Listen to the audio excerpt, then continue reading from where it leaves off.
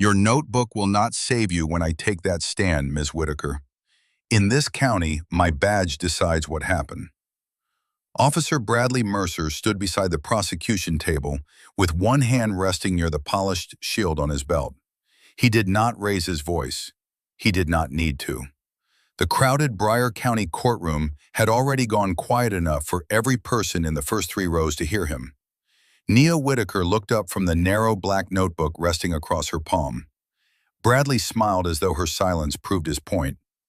"You can write down every word," he continued.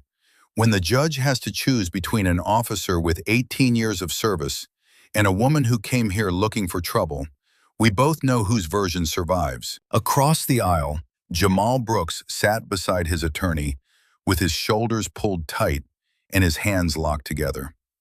6 weeks of fear had hollowed the young man's face. He had lost his job, missed 2 rent payments, and spent nearly every night wondering whether one officer's accusation was about to become the official story of his life. Nia did not glance toward him. She did not answer Bradley's challenge.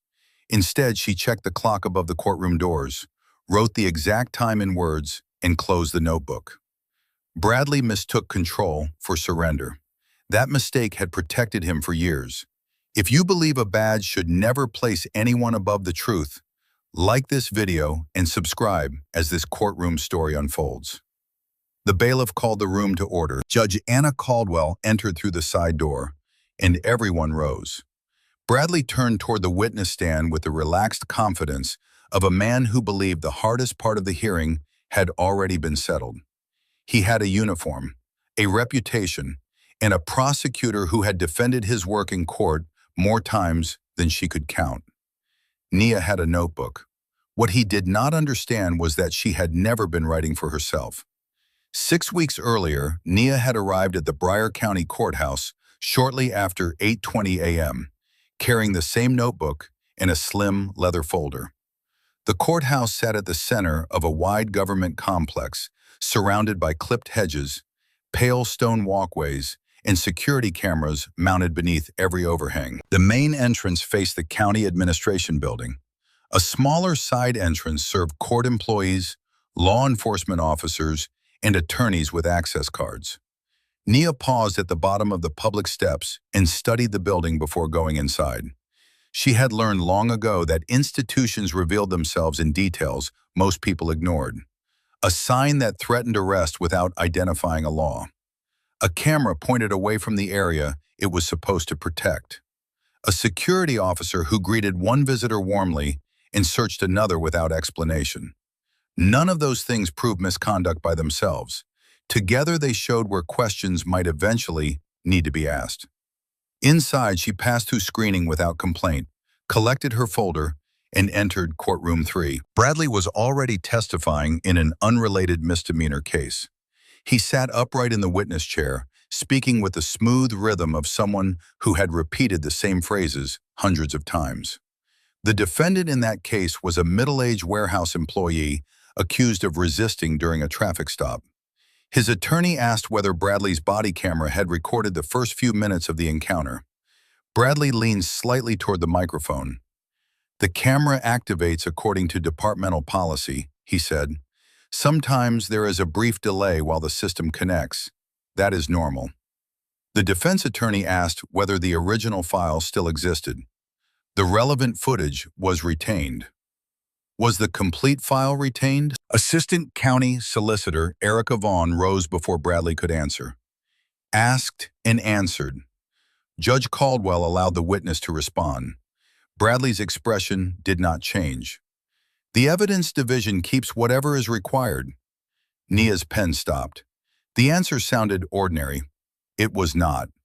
A police witness who had reviewed his own evidence should have been able to say whether the complete recording existed. Bradley had avoided the question by shifting responsibility to an entire division. Then he had used the phrase, "whatever is required," a phrase broad enough to sound official while committing him to nothing. Nia wrote down his exact wording. That was the first moment Bradley noticed her. His eyes moved across the gallery, rested on the notebook, then returned to the attorney questioning him. The glance lasted less than a second, but something in his posture tightened. The defense attorney pressed once more. Officer Mercer, did you review the body camera footage before signing your report? Yes. Did that footage begin before or after my client was placed in handcuffs? Bradley looked toward Erica. She objected on relevance grounds. Judge Caldwell overruled her. The footage begins during the act of resistance. That was not my question. Bradley's jaw shifted. It begins when the system captured it. A few people in the gallery exchanged looks. Nia did not. She added another line to the page and underlined one word: captured. The hearing ended without resolving the issue. The defendant accepted a negotiated disposition rather than risk a harsher sentence. Bradley stepped down, received a quiet word of thanks from Erica, and walked out with the comfortable stride of someone who expected the next courtroom to welcome him the same way. Nia remained seated until the room cleared. She was there to observe, not intervene, at least not yet. Her folder contained records from 3 separate complaints involving Bradley. One concerned a driver accused of reaching beneath his seat when later photographs suggested the seat mechanism had been broken. Another involved a woman charged with obstruction after she asked why officers were searching her brother's vehicle. The third came from a former patrol officer who claimed Bradley had encouraged him to rewrite a report so the timing matched an arrest. None of the complaints had produced a final finding. Each had ended at the same wall: Bradley's word against someone with less authority. Nia closed the folder, placed it beneath her notebook, and left the courtroom. Outside, the morning had warmed. Attorneys stood near the columns checking messages. Families waited beneath the shade of a wide oak tree. Deputies moved in and out of the secured employee entrance without looking toward the public steps. Nia had reached the second landing when she heard a young man say, "I am not touching you. I am standing right here." Jamal Brooks stood near the lower walkway beside his mother. A paper delivery bag hung from one hand. His other hand held a phone at chest level, its camera aimed toward Bradley. Bradley had positioned himself between Jamal and the parking lot. "You were told to stop recording," he said. Jamal's mother, Kiara Brooks, held a court notice against her chest. "He is not interfering with anyone. We came to file this." Bradley ignored her. Jamal kept his voice controlled. "I am on the public walkway. You think repeating that makes you a lawyer?" "No, I think standing here makes me someone standing here." Bradley took one step closer. "Put the phone down." Jamal lowered it slightly but did not stop recording. Nia moved to the side of the steps, leaving several yards between herself and the confrontation. She opened the camera on her own phone and began recording. Bradley saw her almost immediately. His head turned, and the irritation in his face hardened into recognition. "You again." Nia held the phone steady. "I am observing from the public steps. I did not ask what you were doing. You ordered him to stop recording.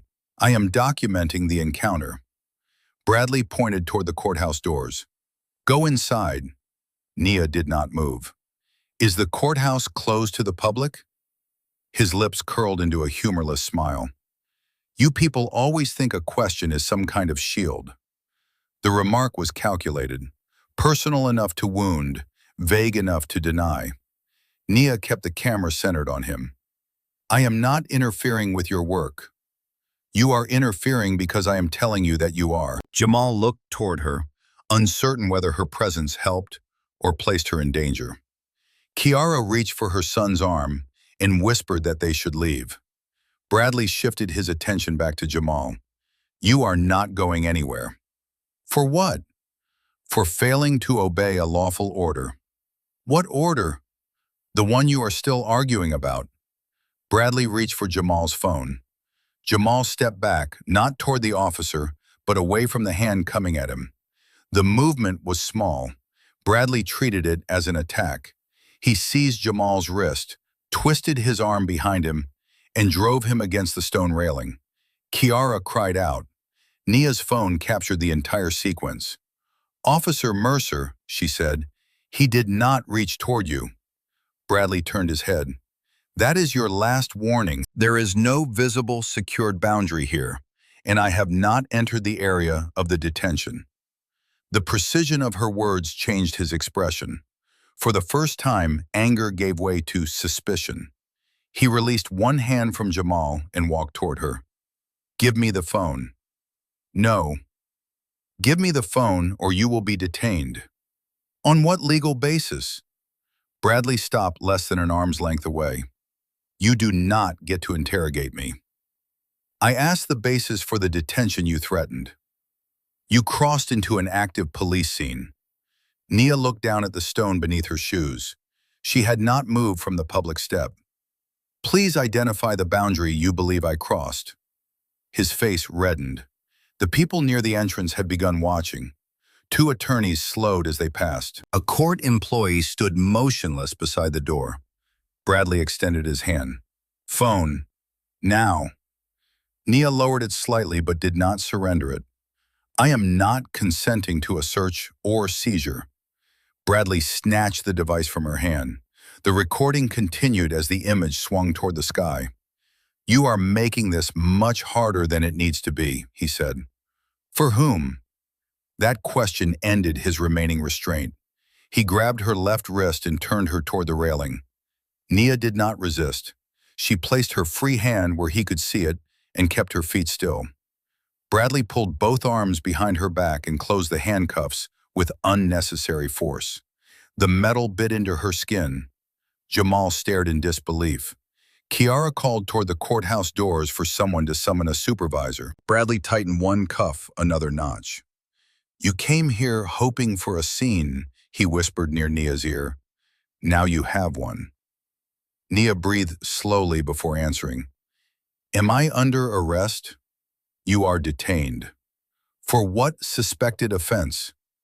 "Obstruction." "What specific conduct constitutes the alleged obstruction?" Bradley turned her away from the onlookers. "You really enjoy hearing yourself talk." "I am requesting a clear basis for the detention." "You are getting a lesson in what happens when civilians try to manage police work." Nia looked toward the camera above the side entrance. Its dark lens faced the landing at an angle. Another camera sat above the public doors. "Preserve all body camera footage, dispatch audio, courthouse surveillance, access control records, and communications related to this detention." Bradley laughed once. "That sounded rehearsed." "It is notice." "Notice of what?" "That the evidence must not be destroyed." He moved her toward a patrol vehicle parked beside the employee entrance. Jamal called after them. "She did not do anything." Bradley looked back. "You are close to joining her." Jamal's mouth opened, but Kiara pulled him away. Nia watched the young man force himself into silence. It was not weakness. It was the calculation people made when the person provoking them also controlled the report that would later describe their reaction. Bradley placed Nia beside the rear door of his vehicle and searched the outer pockets of her jacket. She repeated that she did not consent. He removed her notebook and flipped through it. His eyes moved across the pages containing his courtroom answers. "Following me now?" "No." "You wrote down my testimony?" "Yes." "Why?" "It was given in open court." "That does not answer the question." "It answers the part you are entitled to ask." Bradley stared at her. Most people became less precise when frightened. Nia became more careful. He held up the notebook. "You think this makes you important?" "No." "You think collecting little sentences gives you power?" "No." "Then what exactly do you think you are doing?" Nia met his eyes. Remembering accurately, the answer unsettled him more than a threat would have. He threw the notebook onto the front passenger seat and opened the rear door. Before he could place her inside, a gray-haired deputy hurried across the parking area. "Mercer, hold up!" Bradley turned.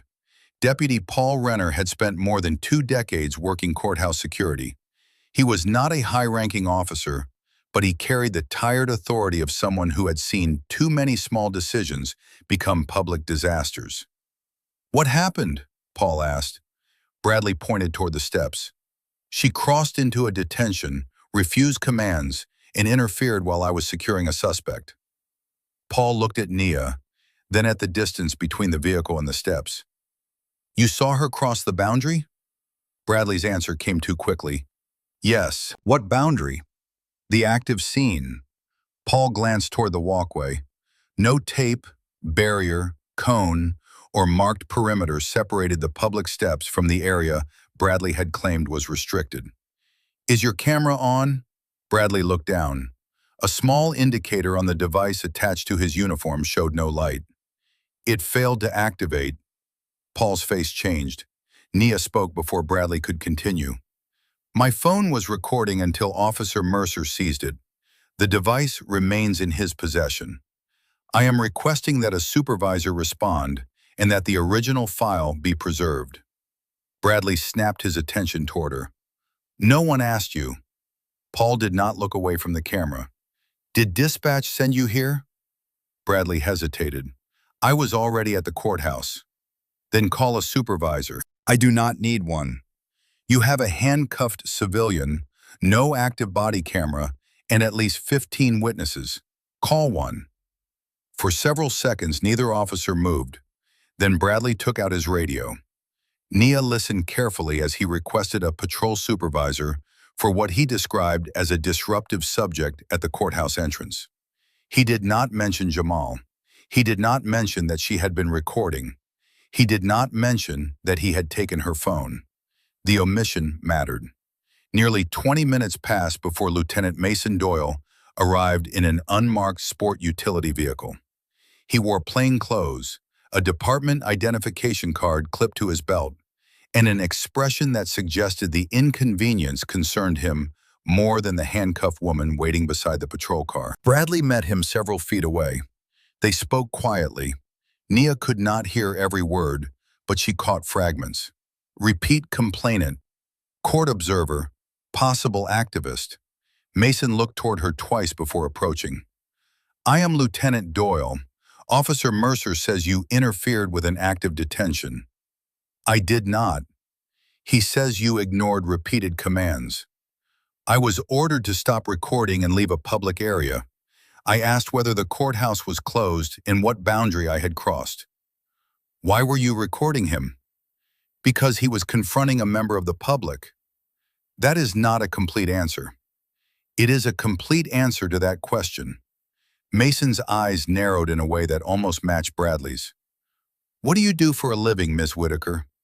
Nia had not told Bradley her name. That meant someone had opened her wallet or checked her identification without telling her.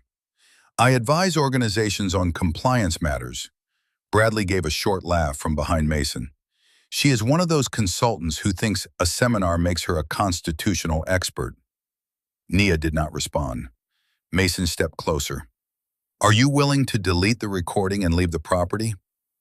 No. If the recording captured protected courthouse security procedures, the department may need to review it. It captured a public walkway. You cannot know everything it captured while holding the phone. I know where the camera was directed. Mason looked back at Bradley. Where is the phone? In my vehicle. Was it searched? No. Nia saw the slight pause before Bradley answered. Mason saw it too. Bring it here. Bradley retrieved the device. The screen was locked. Nia could see the recording timer had stopped, but she could not tell whether the file had been altered. Mason held the phone toward her. Unlock it so we can verify what was recorded. I do not consent to a search. This does not need to become an arrest. That depends on whether there is probable cause for one. Bradley shook his head. There it is, every sentence polished, every answer designed for an audience. Nia turned toward him. You created the audience. Paul Renner looked down, hiding what might have been approval. Mason stepped away with Bradley again. Their second conversation lasted longer. When they returned, Mason told Bradley to remove the handcuffs. The relief in Nia's arms came with a wave of pain. She brought her hands forward and examined the deep red marks around both wrists. You are being released, Mason said. That does not mean the investigation is over. Am I free to leave? Yes. Please provide the incident identifier and the names of every responding officer. You can request a report later. I am requesting them now. Bradley handed back her phone and notebook. You should be grateful you are walking away. Nia checked the phone without opening the video. Gratitude is not relevant. He leaned closer. Keep following officers around with that notebook, and eventually someone will decide you are not harmless. Nia looked at the badge on his chest, then at his face. I never said I was harmless. For the first time that morning, Bradley had no immediate reply. Nia walked back toward the courthouse steps. Jamal and Kiara were waiting near the oak tree. Jamal's wrists were free, but his phone was gone. What happened to you? Nia asked. He gave me a citation and said the rest would come by mail. For what? Obstruction. Kiara's eyes filled with anger. My son stood on a walkway. That officer pushed him into the railing, then wrote him up for resisting. Jamal looked at the marks around Nia's wrists. Did they charge you? No. Why not? Nia glanced toward Bradley and Mason. They have not decided what story they can support. Jamal lowered his voice. Do you have the video? I believe so. Can I get a copy? Yes, but not here. She took Caleb Foster's business card from her folder. He had been in the courtroom earlier representing another client, and she knew enough about his work to trust his caution. Call this attorney before you give a statement to anyone else. Do not edit your recording, rename it, or send the original file through a messaging application. Preserve the device exactly as it is. Jamal accepted the card. How do you know all that? Nia looked toward the courthouse. Because small mistakes become large openings for people who want evidence to disappear. By the next afternoon, Bradley had submitted his report. The language was stronger than anything he had said at the scene. According to him, Jamal had entered a restricted law enforcement area, ignored multiple lawful commands, made a sudden movement toward his waistband, and physically obstructed an investigation. Nia had allegedly crossed a security boundary, encouraged Jamal to resist, approached within striking distance, and attempted to access protected courthouse materials. There had been no protected materials. There had been no visible boundary. Jamal had never reached toward his waistband. Bradley included each claim anyway. The report reached Erica Vaughn before Caleb had even filed a formal appearance in Jamal's case. Erica had worked with Bradley for 6 years. He was direct, polished under questioning, and available whenever her office needed an officer to explain an arrest to a skeptical judge. She read his report beside a stack of open files and found nothing that surprised her. Civilian records always sounded cleaner than the events officers described. People forgot their own movements. Cameras flattened distance. Witnesses exaggerated restraint after the danger had passed. Erica had heard every version. When Caleb called requesting an immediate dismissal, she leaned back in her chair and looked at the paragraph describing Jamal's movement toward his waistband. You are asking me to disregard a sworn officer's safety assessment before I have reviewed the evidence. I am asking you not to treat his conclusion as evidence by itself. The report says your client refused commands and entered an active scene.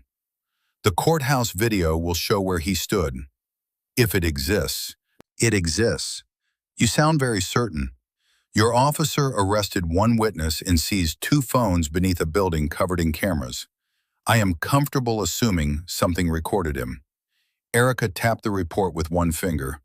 Your client was not arrested. He was cited and released. That distinction does not improve the allegation. What do you want? The complete body camera file, dispatch audio, courthouse surveillance, access logs for any evidence system containing those files, and the return of my client's phone. That is broad for a misdemeanor. It became broad when Officer Mercer accused a second person of conduct that multiple witnesses say never happened. Erica's voice cooled. Is this about Nia Whitaker? You know her name. It is in the report. Caleb looked at the copy he had received. Nia's full name appeared only in a supplemental property section, not included with the initial public version. He said nothing about that. Erica continued. Officer Mercer believed she was trying to provoke a confrontation. She stood on a step and held a phone. She challenged commands during an active detention. An officer cannot create obstruction simply by ordering a person to stop doing something lawful. That is an argument for court. It is also a reason not to prosecute a young man while the evidence is still missing. Erica closed the file. I am not dismissing the case based on a defense narrative. Caleb's reply was quiet. Then make sure it is not the officer's narrative you are protecting. The conversation ended there. Caleb met Nia that evening in a conference room above a small accounting office. Jamal and Kiara sat across the table while he connected a storage device to his laptop. Nia had created 2 verified copies of her recording without changing the original file name or metadata. She had also photographed the marks on her wrists beside a date-stamped newspaper and obtained a medical examination documenting bruising along both forearms. Caleb watched the video twice. The first time he focused on Bradley's actions. The second, he watched the background. Attorneys crossed the steps. A court employee paused near the door. Deputy Paul Renner approached from the employee entrance.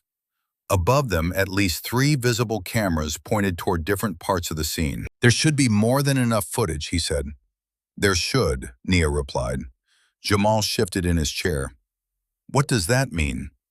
It means evidence can be lost without anyone using the word destroyed. Kiara looked toward Nia. You talk like you have seen this before. Nia folded her hands over the notebook. I have seen institutions describe deliberate choices as administrative accidents. Caleb paused the recording at the moment Bradley seized Jamal's wrist. He says Jamal reached toward his waistband. This frame shows both hands above his waist. The phone was in his right hand, Nia said. His left arm was beside his body until Officer Mercer grabbed it. Jamal looked at the frozen image as though it belonged to someone else. He wrote that I scared him. Caleb turned away from the screen. He wrote language that gives him a justification for using force. But the video proves he lied.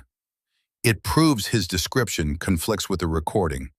Whether anyone officially calls it a lie depends on what he says next, what other evidence exists, and whether the people reviewing it are willing to challenge him. The distinction frustrated Jamal. Nia understood why. Truth felt simple when a person had lived it. Institutions rarely treated it that way. They broke truth into admissibility, intent, procedure, credibility, preservation, disclosure, and review. By the time the pieces were examined, the person harmed could feel as though certainty itself had been placed on trial. Caleb opened a fresh document. We need preservation notices today. Nia dictated the categories without consulting notes. Irregular and derivative body camera files. Upload and synchronization records. User access histories. Rename, export, deletion, and folder transfer events. Dispatch audio from all active channels. Vehicle location records. Courthouse surveillance including maintenance, loading, entry, and access control systems. Internal messages concerning Jamal, me, or the incident. Caleb stopped typing. That is unusually specific. Specific requests are harder to pretend not to understand. He studied her for a moment. You said you work in compliance. I do. For whom? Organizations that usually wish they had called earlier. Caleb sensed the boundary and did not press. Over the next several days, the county's responses arrived in fragments. The police department confirmed that Bradley's body camera had been assigned and operational at the start of his shift. A later letter stated that the relevant footage was unavailable because of a synchronization error. The courthouse records office reported that no camera had captured the exact location of the incident. Dispatch produced a short incident summary, but no audio. Jamal's phone remained in police custody pending technical review. Each response sounded plausible alone. Together they formed a pattern. Nia read them at her kitchen table after midnight, circling verbs that avoided responsibility. Unavailable, not captured, unable to locate, pending review. She had seen those phrases become shelters. No individual admitted a decision. No document identified who had searched, what system had been checked, or when the evidence had supposedly vanished. The following morning, Chief Ronald Pierce asked her to meet at a coffee shop across from the county administration building. He arrived in uniform, though he had no public event scheduled. Silver hair framed a face often seen in campaign photographs, charity announcements, and public safety reports. He had led the department for more than a decade and was expected to retire within the year. Ronald did not order coffee. He sat across from Nia and placed both hands on the table. "I understand you had an unpleasant interaction with one of my officers. Officer Mercer detained me without identifying a lawful basis. I was trying to avoid loaded language." "I was not." His polite expression stiffened. "Bradley has served this county honorably for 18 years. Length of service does not resolve what happened." "No, but it deserves consideration." "So does video. We are reviewing the technical issue." "The department has not described it as a review.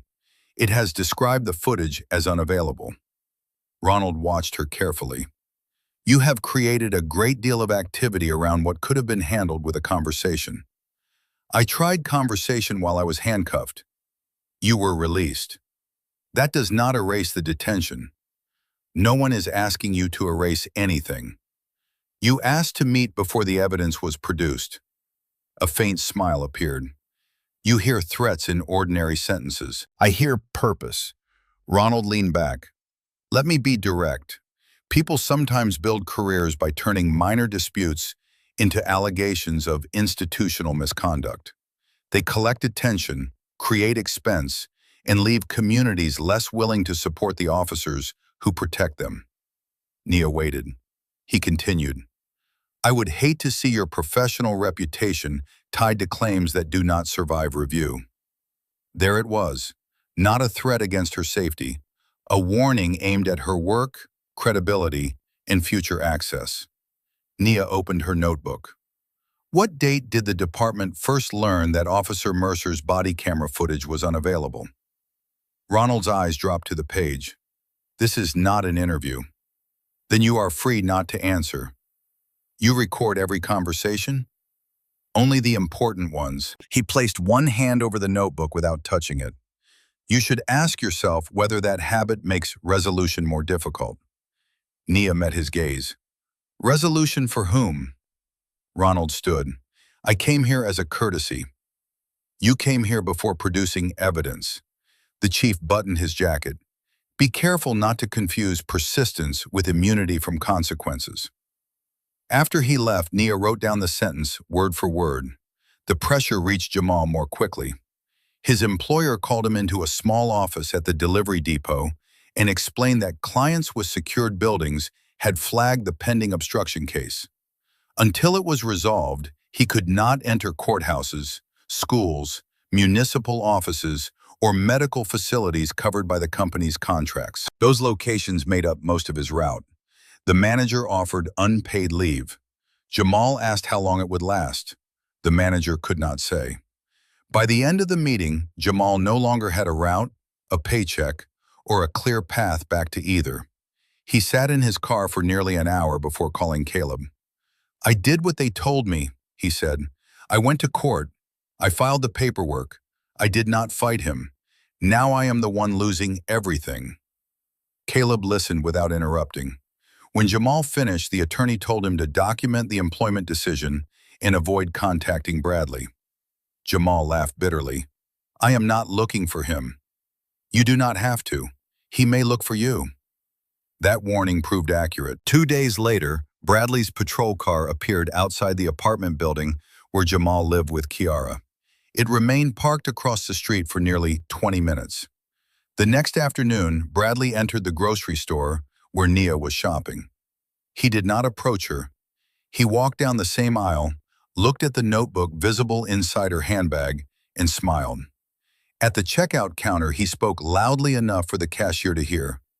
Some people spend their whole lives hoping to become victims. Nia placed a carton of milk on the belt. Some officers spend their whole careers hoping no one compares their reports to the evidence. The cashier froze. Bradley's smile disappeared. You think this county is going to turn on me because you made a video? I think the county will eventually have to decide whether protecting you costs more than telling the truth. He stepped closer. Careful. Nia took her receipt. That word appears often when people have nothing lawful to demand. She left without looking back. The encounter gave Bradley what he wanted least, another witness. It also told Nia that the pressure was no longer an informal attempt to contain a complaint. Bradley had begun monitoring her movements. Whether he had done so through official resources or personal effort remained unknown. Caleb included the incident in a supplemental preservation demand. The next response came from Lieutenant Mason Doyle. Mason invited Caleb to the police department's digital evidence office, a windowless room lined with monitors and locked equipment cabinets. Nia attended as a witness to her own recording request. Mason projected a system diagram onto the wall. The body camera creates a local file, then attempts encrypted synchronization when the officer returns within range of an approved access point. If the transfer is interrupted, the system may create a partial shell without complete media. Caleb pointed toward a row labeled Asset Status. What happened in this case? The device appears to have generated a shell. Where is the local file? Unavailable. That was not my question. Mason's eyes moved toward Nia. The file may have been overwritten during routine device cycling. Nia spoke calmly. What is the configured retention period for an incomplete transfer? Mason hesitated. It depends on system conditions. What condition applied here? I would need to review the configuration. You arranged this meeting to explain the failure without reviewing the setting that determines whether your explanation is possible? His face tightened. Technical systems are more complicated than people assume. I agree. The answer carried no sarcasm, which made it more damaging. Caleb asked whether a secondary audit environment recorded file creation, assignment, transfer attempts, user access, and administrative changes. Mason turned off the projection. We have provided what is responsive. That means yes, Nia said. It means the request is being handled according to policy. Which policy? You are not conducting an audit of my division. No, she replied. I am asking why a file created during a disputed detention vanished while the records describing its movement were excluded from your response. Mason gathered his papers. This meeting is over. As they walked toward the exit, Nia glanced through the open door of an adjacent workstation. A monitor displayed a list of body camera assets. Most followed the same naming format. One identifier near the bottom contained Bradley's unit code and the date of the courthouse incident. Beside it appeared a status she had not seen in the department's written response. Restricted Archive. The door closed before she could read more. Outside, Caleb asked what she had noticed. His file was not absent. You saw it? I saw an asset identifier associated with his unit. Could it have been another recording? Yes. But you do not think it was. I think Mason ended the meeting because he knew where the next question led. That afternoon, Caleb sent a revised request naming the secondary audit environment and demanding preservation of all restricted archives associated with Bradley's device. Mason did not respond. Heather Lawson did. Her message arrived from a personal email account shortly after 11 p.m. It contained no greeting and no signature. The courthouse camera did record the steps. I was told to classify the file under loading access. Do not reply here. Caleb called Nia immediately. She read the message twice. Do you know who sent it? He asked. I have an assumption. Should we contact her? Not through this address. Then how? Carefully. The following morning, Caleb visited the courthouse records office to inspect publicly available camera location diagrams. Heather stood behind the service counter, wearing a gray cardigan and an identification badge clipped near her shoulder. She was in her early 50s, with tired eyes and hands that moved constantly between files. When Caleb introduced himself, she became visibly tense. "I cannot discuss pending evidence. I am requesting a copy of the camera retention policy. That is online. The online version does not identify whether maintenance feeds are stored separately." Heather glanced toward a closed office door. "Maintenance feeds are not security records. Do they record video?" "Some do." "Did one record the public steps on the day Officer Mercer detained Nia Whitaker?" Her fingers stopped moving. "I told you I cannot discuss that." Caleb placed a written request on the counter. "This preserves the question." Heather stared at the page. Without looking up, she said, "Loading camera 7. Caleb remained still. She continued in a lower voice. "The label was changed after the incident. The camera faces the side entrance, not the loading area." "Who changed it?" "I cannot." "Who had access?" "Mason came with an authorization from the chief's office." The office door opened. Heather stepped back from the counter and raised her voice. "Your request will be processed according to county procedure." Caleb collected his copy and left. He called Nia from the parking lot. By then, the outline of the problem had become clear. Bradley's body camera file had not simply failed. The courthouse footage had not simply missed the scene. Two different systems had produced records, and two different officials had taken steps that made those records difficult to find. The explanation had shifted from technical accident to coordinated concealment. Still, suspicion was not enough. They needed the files. They needed the logs. Most of all, they needed the people responsible to commit to their explanations before learning how much evidence remained. Caleb filed a motion seeking an expedited hearing and attached sworn statements from Nia, Jamal, and two courthouse witnesses. He requested that Judge Caldwell order preservation of every related digital record and permit limited examination of the evidence systems. Erica opposed the motion. Her response described the defense allegations as speculative, accused Caleb of turning a routine obstruction case into an attack on law enforcement, and relied heavily on Bradley's written account. Before filing it, however, she called Mason. "Tell me plainly," she said, "does body camera footage exist?" "There is no playable file in the standard evidence folder."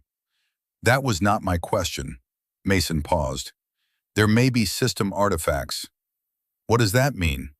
"It means fragments, logs, empty containers, internal references, nothing that necessarily shows the incident." "Was a file moved into a restricted archive?" "Routine processes can change storage locations." "Did a person move it?" "I would need to verify the audit trail." Erica looked at Bradley's report on her desk. "You told me there was a synchronization failure." "There was. That does not exclude someone moving the file afterward." "No." The answer was too cautious. Erica closed her office door. "Who accessed it?" "I said I would need to verify." "You are the digital evidence supervisor." "That does not mean I memorize every access event." "Then verify it before I stand in court and tell a judge the defense is inventing this." Mason's tone hardened. "You are allowing a consultant with a camera to define the case. I am asking whether the evidence exists, and I am telling you the relevant footage is unavailable." Erica ended the call without reassurance. For the first time, she reread Bradley's report as though it had been written by someone she did not trust. She noticed that he described Nia approaching within striking distance, but never stated that she raised a hand. He said Jamal reached toward his waistband, but did not identify which hand. He referred to a secured boundary without explaining what marked it. The omissions had been invisible when she believed the conclusion. Now they looked deliberate. She called Bradley into her office. He arrived wearing his uniform and the confidence she had once found useful. "You wanted to see me?" Walk me through the moment Jamal reached toward his waistband. Bradley sat down. He became agitated, shifted his body, and moved his hand.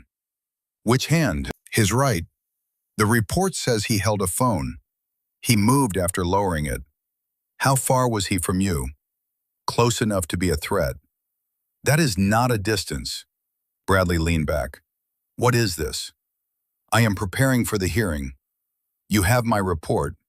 I have questions. Because Whitaker filled Foster's head with theories? Because the courthouse may have video. His expression changed for only an instant. Then he smiled. Good. Let them play it. You are certain it supports you? I know what happened. Did you activate your body camera? I believed it was active. Did you check? I was dealing with two non-compliant subjects. Nia Whitaker was never charged. That was Doyle's call. Do you believe she committed obstruction? Bradley's eyes sharpened. She wanted a confrontation. People like her build a career by baiting officers, then pretending calm speech makes them innocent. You keep saying people like her. What do you mean? He held Erica's gaze. People who walk into a county they do not understand and assume every uniform is corrupt. Erica closed the report. The hearing is in 4 days. Do not contact her, Jamal, or any witness. I saw her at a grocery store. That is not contact. Erica had not mentioned the grocery store. Bradley realized the mistake. Neither spoke for several seconds. Then Erica said, "Leave your supplemental notes with me before the end of the day." He stood. My word has carried cases for this office for years. That is why I am checking it now. Bradley left without answering. The final piece of part 1 arrived the evening before the hearing. Heather contacted Caleb again, this time through a newly created account. She attached a single, still image from loading camera 7. The frame showed the courthouse steps at the moment Bradley seized Nia's phone. Nia stood well above the lower walkway. Jamal was several yards away. No boundary existed between them. The image alone contradicted the central claim in Bradley's report. Beneath it, Heather had written one sentence. The full recording still exists, but someone marked it for deletion after the hearing date. Caleb forwarded the image to Nia and immediately prepared an emergency filing. Nia called him before he submitted it. Do not attach the still yet. Why not? If we reveal the source, Heather may lose access before the full file is secured. We need the judge to act. We have enough to request preservation without showing every piece. He could lie under oath tomorrow. He probably will. Caleb was silent. Nia continued. If he knows we have the camera angle, he will adjust his testimony. If he believes the footage is gone, he will commit to the version in his report. That is a dangerous strategy.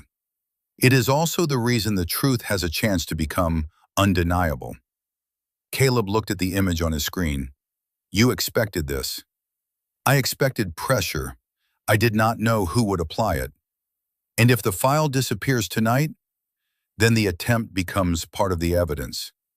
You are very certain about how digital audit systems work. Nia's answer came after a brief pause. I am certain enough to know that deleting the visible file does not erase every record of the decision. Caleb wanted to ask again who she was. Instead, he filed the preservation motion.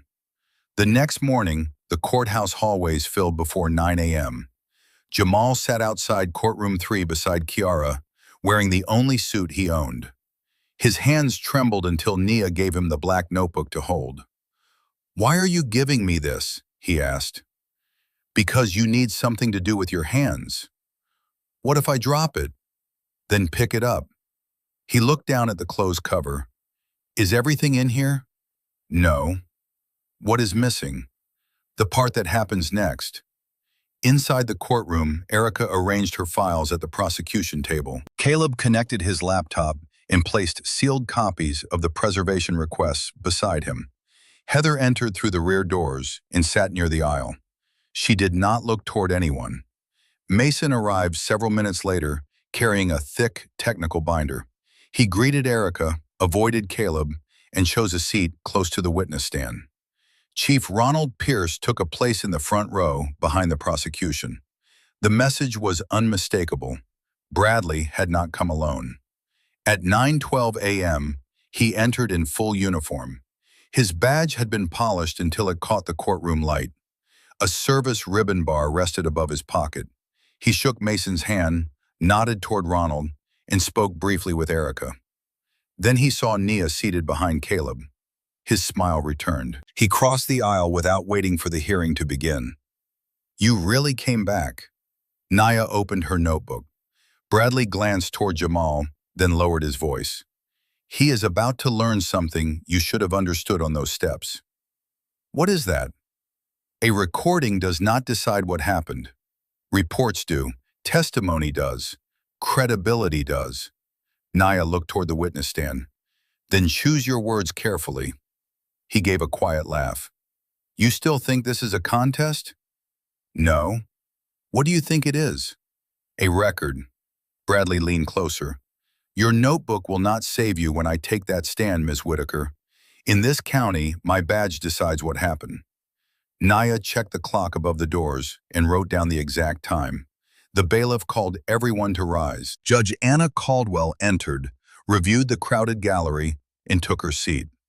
Bradley turned toward the witness stand with the confirmation of a man who believed every missing file had left him untouchable. Behind him, Caleb opened a folder marked Restricted Archive. Nia closed her notebook, and somewhere inside the county's own evidence system, a record Bradley thought had vanished was still waiting to tell the truth. Judge Anna Caldwell waited until the courtroom settled before looking over the 3 binders stacked beside her. "This hearing concerns the admissibility of evidence in the obstruction case against Jamal Brooks," she said. "It is not a public referendum on the police department, and it is not an opportunity for either side to make accusations it cannot support. We will proceed one fact at a time." Caleb Foster rose. "The defense is prepared, Your Honor." Erica Vaughn stood more slowly. "The state is prepared." Bradley Mercer took his place at the witness stand, raised his hand, and swore to tell the truth. His expression remained composed, but Nia saw the tension around his mouth. He had spent the morning telling himself that nothing had changed. He was still the officer. Jamal was still the defendant. Nia was still the woman he had placed in handcuffs. Erica approached first. She guided him through his years of service, commendations, training, and previous courtroom appearances. Bradley answered with practiced restraint. He described himself as an officer who relied on experience rather than emotion, someone who had learned to recognize danger before civilians understood it was present. Then Erica brought him to the courthouse encounter. "What first attracted your attention to Mr. Brooks?" "He was recording near a controlled entrance and refusing instructions to move." "Was the entrance marked?" "The area was being used for law enforcement activity. The restriction came from the active detention, not a permanent sign." "What did you instruct him to do?" "To step back and stop interfering." "And how did he respond?" "He argued, continued recording, and made a movement toward his waistband." Jamal's fingers tightened around the edge of the defense table. Caleb did not move. Erica continued. "What did you believe that movement meant?" "That he could be reaching for a weapon." "Did you see a weapon?" "No." "Why did you detain him?" "Officer safety and obstruction." Erica turned a page. "What role did Ms. Whitaker play?" Bradley looked directly at Nia. She inserted herself into the situation. She approached, challenged every instruction, encouraged Mr. Brooks to continue resisting, and came close enough to interfere with my control of the scene. "Did you warn her?" "Several times." "Did she comply?" "No." Bradley's answers arrived without hesitation. He had repeated this version often enough that it no longer sounded invented to him. Erica paused beside the prosecution table. "Was your body camera operating?" "I believed it was." "What did you later learn?" "That the system failed to complete the upload." Erica looked toward Mason Doyle before asking the final question. Officer Mercer, did you include anything in your report that you knew was false? No. The denial seemed to restore some of his confidence. He shifted back in the witness chair and waited for Caleb. Caleb approached without carrying a document. You testified that Mr. Brooks moved his right hand toward his waistband. Yes. Before or after you took hold of him? Before. What was in his right hand? Bradley's eyes narrowed. A phone. Was he recording you with it? Yes. So when you say he moved his right hand toward his waistband, he was holding a phone that was pointed in your direction. He lowered it as he moved. How far? I cannot give an exact measurement. Did the phone fall? No. Did he put it in a pocket? No. Did you recover a weapon from his waistband? No. Did you recover a weapon anywhere on him? No. Bradley leaned toward the microphone. That does not change what I perceived in the moment. Caleb nodded as though the answer helped him. You also testified that Nia Whitaker approached close enough to interfere. She did. How close? Within a few feet. Was she above you on the courthouse steps? At certain points. Did she ever stand on the lower walkway beside Mr. Brooks? She crossed into the active area. That was not my question. Bradley looked toward Judge Caldwell. The judge's expression gave him no assistance. No, he said, not directly beside him. Did she touch you? No. Did she touch Mr. Brooks? No. Did she block your movement? She distracted me during a volatile encounter. By speaking? By challenging lawful commands and escalating the subject. Caleb took one step closer. What words did she use to encourage Mr. Brooks to resist? Bradley hesitated for the first time. She told him he did not have to comply. Nia remained motionless. Caleb returned to the defense table, opened a folder, and lifted Nia's written witness statement. Please show me where you included that accusation in your original report. Bradley looked down at the copy placed before him. My report summarizes the incident. You described Ms. Whitaker as encouraging resistance. Where did you record the words you just attributed to her? I did not quote every statement. Did she say those words? Yes. Exactly those words? She said something substantially similar. Then your testimony changed within less than a minute. Erica rose. Argumentative. Sustained, Judge Caldwell said. Mr. Foster, ask a question. Caleb did not react to the interruption. Did Ms. Whitaker say, he does not have to comply? Bradley looked at Nia again. I do not remember her exact sentence. But you remember that she stood within a few feet of you. Yes. You remember that she crossed a boundary. Yes. What marked that boundary? The detention itself. Was there tape? No. A barrier? No. A sign? No. Did you tell anyone how far the public needed to remain from the detention? I gave clear instructions. Caleb picked up another document. Your dispatch summary states that you requested a supervisor because of a disruptive female subject. At what point did she become disruptive? After she refused to leave. Before or after you handcuffed her? Before. Before or after you took her phone? Before. Before or after you called for Lieutenant Doyle? Bradley's jaw tightened. Before. Caleb returned to the table and connected his laptop to the courtroom monitor. The defense moves to play a portion of dispatch audio produced early this morning. Erica rose. I have not had an opportunity to authenticate that recording. Caleb held up the county production letter. It was provided by the state's own communications division with a certification identifying the date, channel, and originating unit. Judge Caldwell looked toward Erica. Did your office receive the same production? Yes, Your Honor, but only this morning. Then I will hear it subject to further objection. The recording began with ordinary radio traffic. A dispatcher assigned units to a minor collision, a welfare check, and an alarm at a storage facility. Then Bradley's voice entered the channel.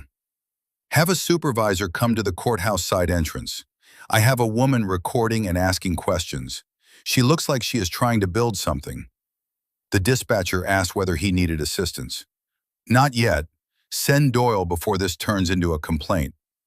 A timestamp appeared beneath the audio. Nia had not been handcuffed when Bradley made the request. She had not moved from the steps. The confrontation with Jamal had barely begun. The recording ended. Caleb faced the witness. You requested Lieutenant Doyle before the conduct you identified as obstruction. Bradley's eyes remained on the blank monitor. I anticipated a problem. You told dispatch Ms. Whitaker was trying to build a complaint. That was my impression. You had already decided what she intended before she supposedly crossed your boundary. No, I recognize the pattern. What pattern? People who record officers and ask rehearsed questions. People such as Ms. Whitaker? Yes. Black women with notebooks? Erica stood immediately. Objection. Judge Caldwell's gaze moved from Caleb to Bradley. Sustained as to form. Mr. Foster, do not argue through the question. Caleb nodded. Officer Mercer, had Ms. Whitaker committed any crime when you asked for Lieutenant Doyle? Not at that point. Had she threatened anyone? No. Touched anyone? No. Blocked anyone? No. But you requested a supervisor because you expected a complaint. I requested one because the situation was developing. Caleb allowed the silence after that answer to lengthen. Then he asked, when did your body camera stop working? I do not know. Did you check whether it was active before taking Ms. Whitaker's phone? No. Did you review any body camera file after the incident? I reviewed what the system made available. What did it make available? A partial record. The courtroom became still. Erica turned toward him. That was not the answer Mason had given her. Caleb did not rush. A partial record containing video? Bradley shifted. I do not remember the format. You reviewed something. Yes. Before writing your report? Yes. Did Lieutenant Doyle review it with you? I cannot speak for him. Did you see any image from your camera? Bradley's control began to slip. I saw a system entry. I do not know whether it was a thumbnail, a cached frame, or another file. Caleb returned to his laptop. The defense requests permission to call Lieutenant Mason Doyle out of order concerning the digital evidence. Erica spoke before the judge could rule. The state does not object. Mason's head turned sharply toward her. Judge Caldwell instructed Bradley to step down, but remain under subpoena. Mason took the stand carrying the thick binder he had brought into the courtroom. He swore the oath and identified himself as the department's digital evidence supervisor. Erica approached him first. Lieutenant, did you tell my office that the body camera failed to synchronize? Yes. Did a file exist? A system container existed. Did it contain playable video? Not in the standard evidence folder. Erica's expression hardened. That answer includes a location. I asked whether playable video existed anywhere. Mason opened the binder. There are several stages in the storage process.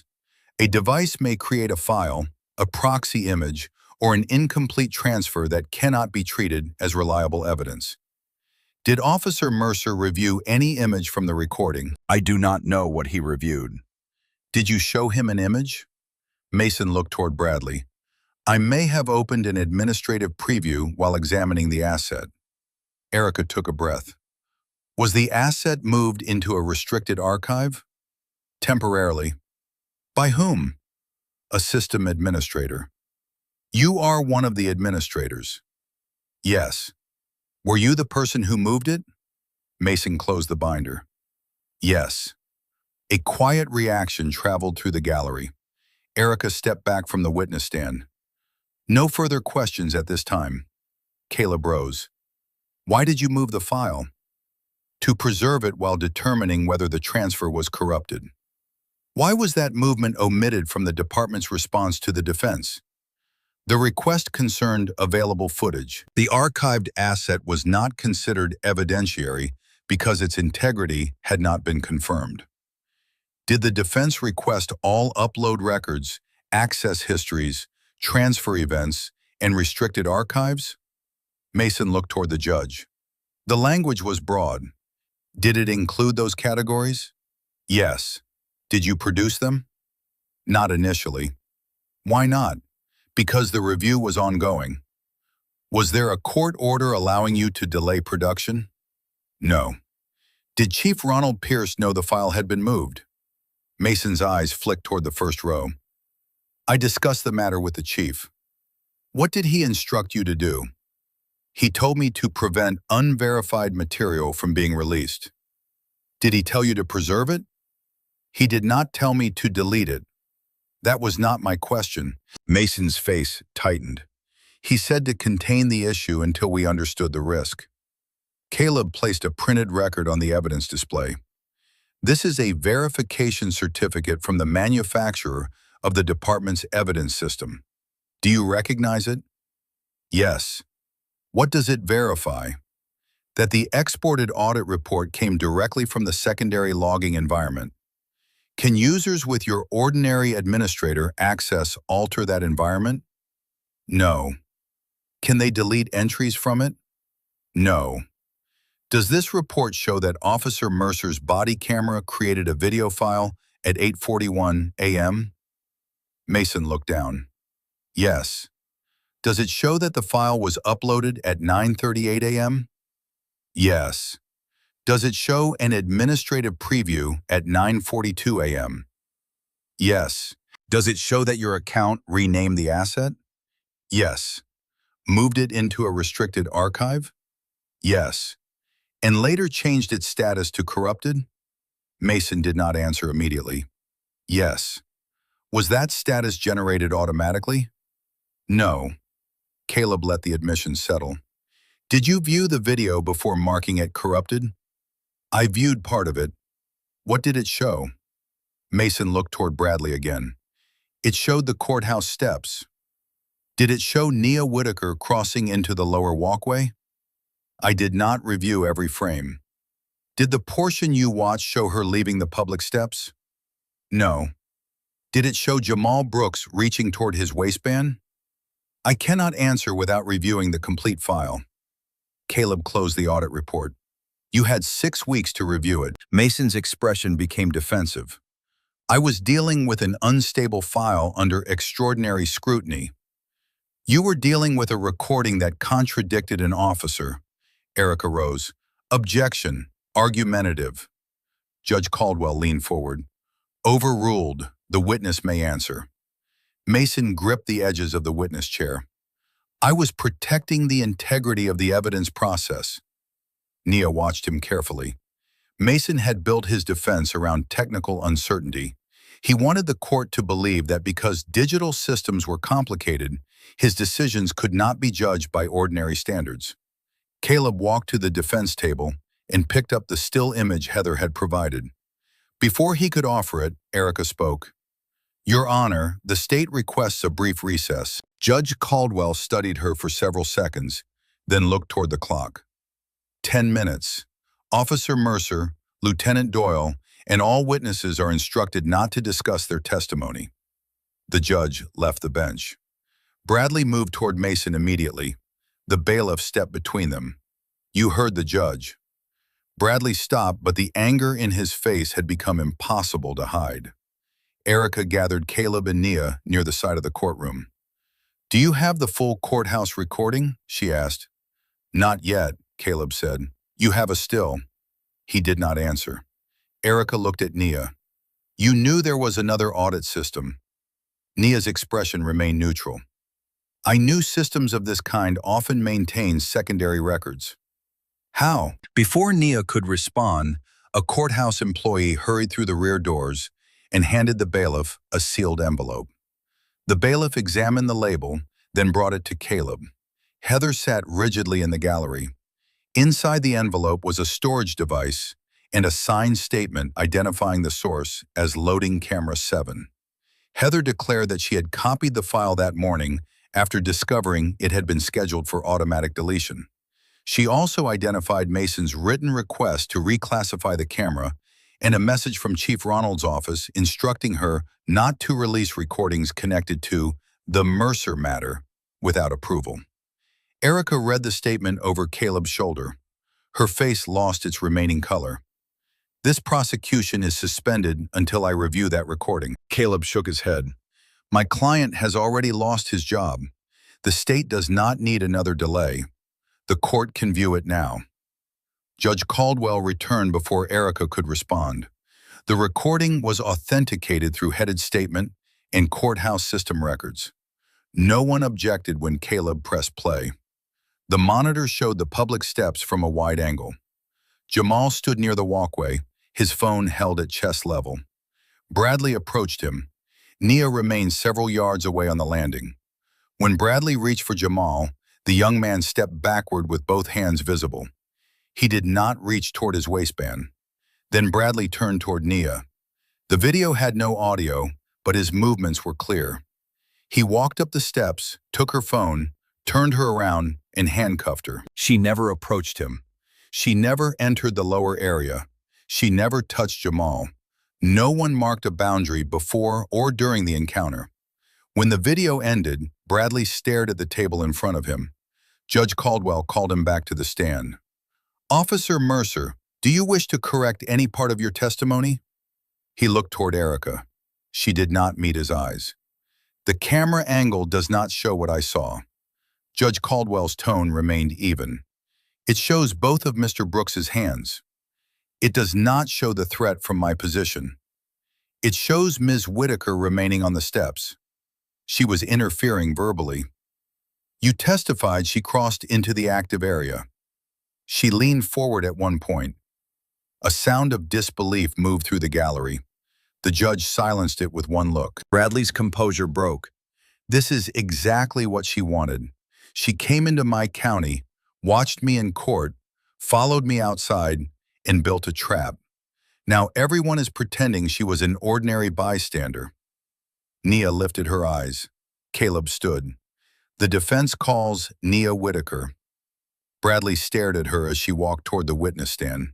She took the oath, stated her name, and sat with the same controlled posture she had maintained while handcuffed. Caleb approached. "Ms. Whitaker, why were you present in courtroom 3 6 weeks ago?" "I was observing Officer Mercer's testimony." "On behalf of whom?" Nia looked toward Judge Caldwell. "The Georgia Peace Officer Standards and Training Council." The title landed quietly, then spread through the room. Bradley's face emptied. Caleb continued. "What is your position?" "I am a senior investigator assigned to certification and conduct matters involving law enforcement officers." "Were you assigned to review Officer Mercer before the courthouse encounter?" "Yes." "Why?" 3 complaints involving the accuracy of his reports and sworn testimony had produced unresolved conflicts. I was sent to observe his testimony, compare his practices with existing records, and determine whether a formal certification investigation was warranted. Ronald Pierce shifted in the front row. Caleb asked, "Did Officer Mercer know your position?" "No." "Why did you not tell him when he detained you?" "Because an officer's conduct should not improve only after he learns the person watching has authority." Bradley shook his head. "This is nonsense." Judge Caldwell looked toward him. "One more interruption, Officer Mercer, and you will be removed." Caleb returned his attention to Nia. "Before joining Georgia Post, what work did you perform?" "I served as a trial attorney in the Civil Rights Division of the United States Department of Justice." The courtroom fell completely silent. Bradley had challenged the wrong black woman, but not because her title made her rights more valuable than Jamal's. He had challenged the wrong woman because she understood how power protected itself, how false testimony became procedure, and how evidence had to be preserved before anyone holding that power learned they were being examined. Caleb placed the audit certificate before her. "Are you familiar with systems that maintain secondary evidence logs?" "Yes." "Did you alter this report?" No. Did you direct anyone to hide your identity from Officer Mercer? No. My assignment was confidential during the preliminary review, but I used my legal name, entered through public security, and attended an open hearing. Did you provoke the detention to create a case? No. What did you do when Officer Mercer ordered you to stop recording? I asked whether the courthouse was closed to the public and what boundary he believed I had crossed. Did you tell Jamal not to comply? No. Did you encourage him to resist? No. Did you cross into the lower walkway? No. Why did you ask that the recordings and audit records be preserved? Because Officer Mercer's camera indicator appeared inactive. His description of the encounter changed while I was still handcuffed, and Lieutenant Doyle began discussing deletion of my recording before establishing that any restricted material had been captured. Caleb nodded. No further questions. Erica rose for cross-examination, but she remained beside her table. Ms. Whitaker, did you disclose your assignment to me before today? No. Would your title have changed how this case was handled? It should not have. The answer struck harder than an accusation. Erica looked at Jamal, then at Bradley. Did you provide the defense with any evidence unavailable to the state? I provided my own recording and witness statement. The body camera, dispatch records, and courthouse surveillance were controlled by county agencies. Erica closed her folder. No further questions. Judge Caldwell called the attorneys forward. Their discussion at the bench lasted several minutes. When they returned, Erica remained standing. The state moves to dismiss the obstruction charge against Jamal Brooks.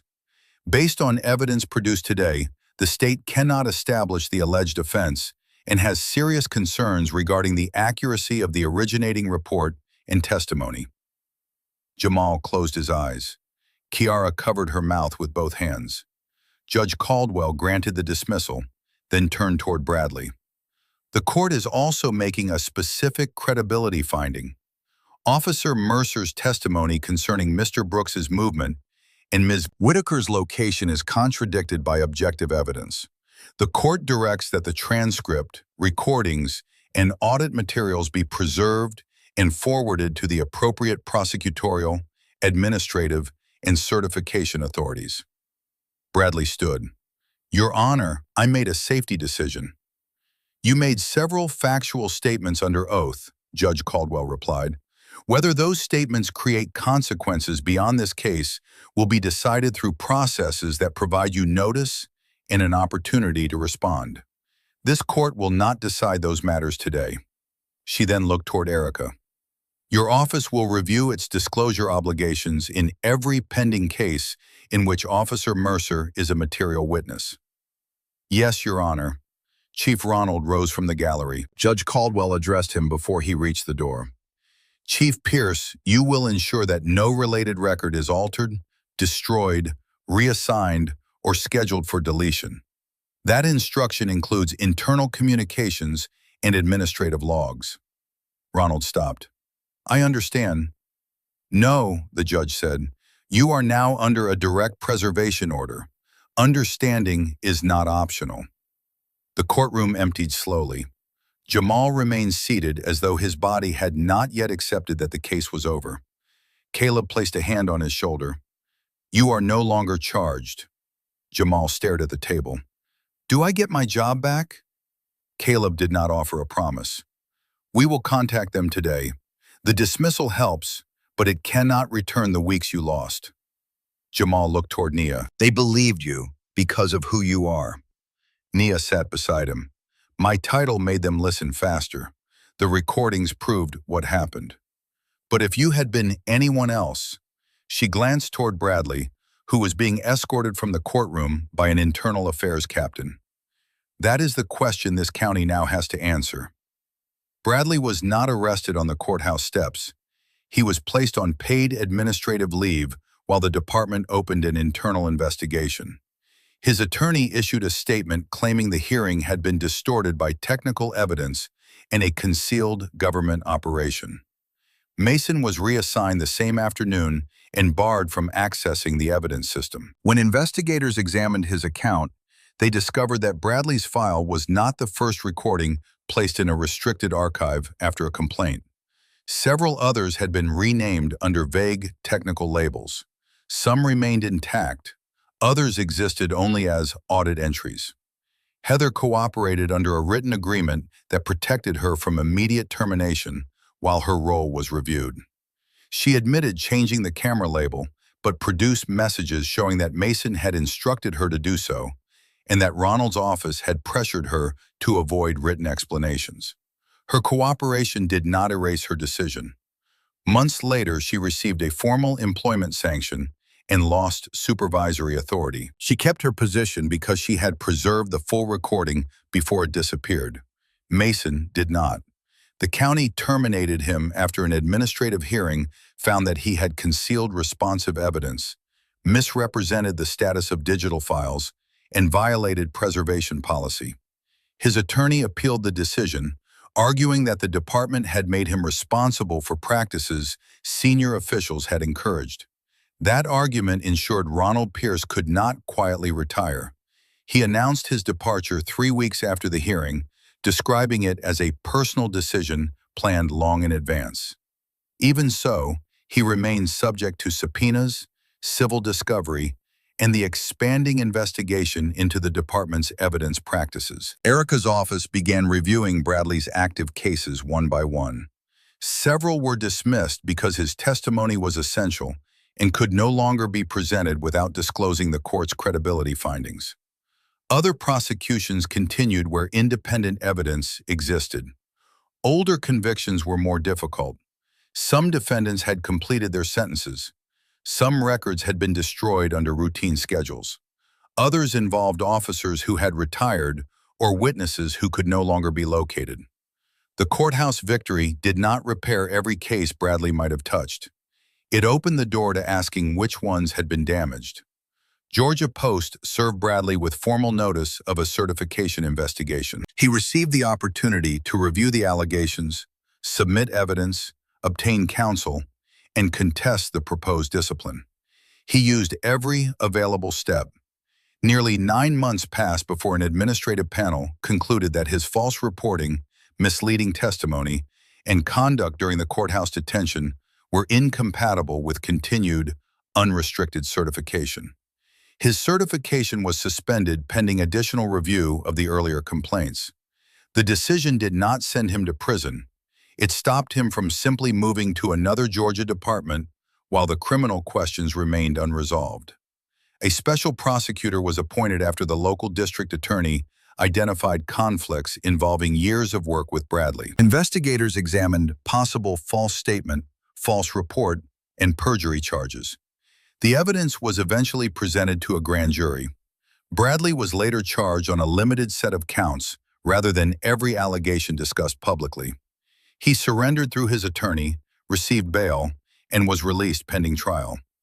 Some people called that outcome too gentle. Nia called it procedure. Due process is not protection reserved for the innocent, she told Jamal months later. It is the standard that makes an outcome legitimate. Jamal had found work with a regional shipping company. The pay was lower, and the lost wages had forced him and Kiara to leave their apartment. But the new employer judged him by the dismissal order rather than Bradley's report. His civil claim continued. No dramatic settlement arrived overnight. Attorneys argued over municipal responsibility, individual liability, evidence preservation, and the difference between an officer's personal misconduct and a department's established practice. The case moved slowly because real institutions rarely collapsed in a single afternoon. Yet Briar County had changed. Officers were required to document body camera failures before the end of each shift. Restricted archive access received independent review. Prosecutors created a written process for credibility disclosures. The courthouse separated records authority from police supervision. None of those reforms appeared in the courtroom video shared by local news stations. They lacked the drama of Bradley's face when Nia identified herself. They mattered more. Almost a year after the detention, Nia returned to courtroom 3 for an unrelated certification matter. The stone steps looked unchanged. People moved through the same doors carrying files, fears, and expectations. Jamal met her outside. "You still use that notebook?" he asked. She held it up. "Every day." "Did you ever write down what Officer Mercer said before the hearing?" "Every word." He looked through the glass doors toward the courtroom. "Do you think he finally understands that the badge did not decide what happened?" Nia considered the question. "The badge never decided it. It only delayed the number of people willing to say so." Jamal nodded and walked back toward the parking lot. Nia entered the courthouse, passed through security, and took a seat near the rear of another crowded courtroom. No one recognized her. No one needed to. She opened the notebook as a new officer took the witness stand. Beyond Briar County, a federal civil rights inquiry into the department's arrest and evidence practices remained open.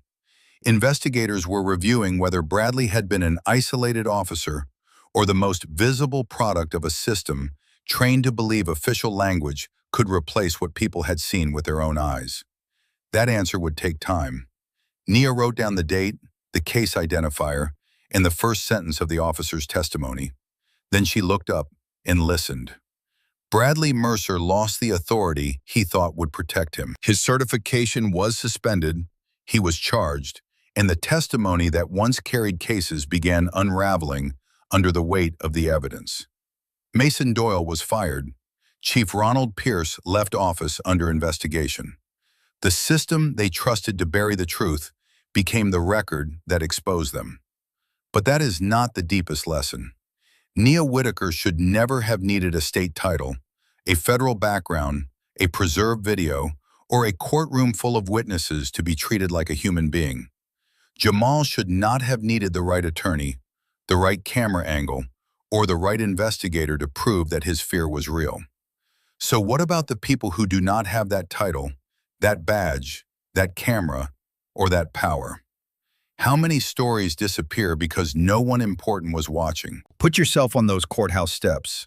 Would you have kept recording, spoken up, or looked away? Share your answer in the comments. Like this video, share it with someone who believes accountability matters. Subscribe and hit the bell. Every story on this channel is about one thing: the moment truth finally catches up, and it always does.